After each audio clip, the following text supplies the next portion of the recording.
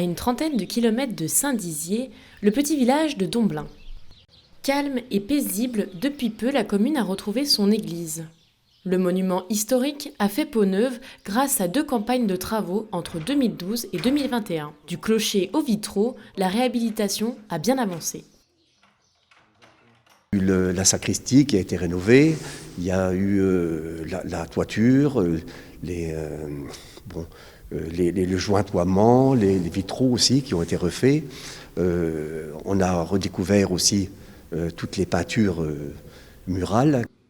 À l'initiative de cette rénovation, une association, les Amis de la Restauration de l'église de Domblin, créée en 2009 pour épauler la municipalité.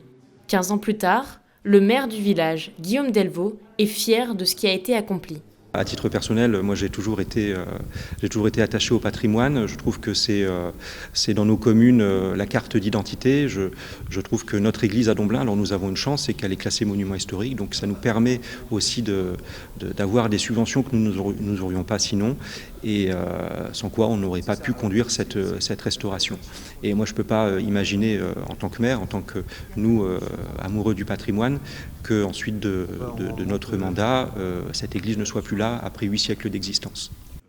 Un grand changement pour les habitants qui, eux aussi, apprécient de voir l'église rénovée. Mon fils était le dernier à se faire baptiser ici. Donc l'église, les tuiles bougeaient pendant l'office et après elle a été fermée. Et petit à petit, tout s'est délabré, le clocher était par terre. C'était vraiment triste parce que ça régulait quand même la vie des villageois, un beau patrimoine culturel que tous les villages n'ont pas forcément. Donc il était important de la rénover. Cette église-là permet à nouveau d'avoir des mariages, des enterrements. Ça paraît assez bête, mais c'est important pour les villageois. Et ça peut aussi servir de monument culturel comme exposition, concert, une vie tout simplement dans le village. L'association et la mairie attendent encore des subventions pour poursuivre la réhabilitation de l'église. Le maire déplore tout de même le manque de moyens financiers mis à disposition des communes pour protéger leur patrimoine.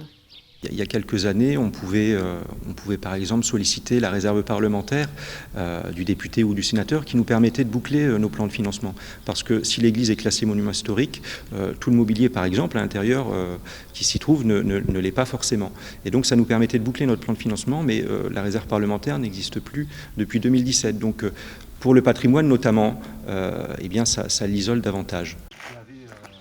Les travaux ne sont donc pas encore terminés. Prochaine étape, rénover les retables datant du XVIIIe siècle.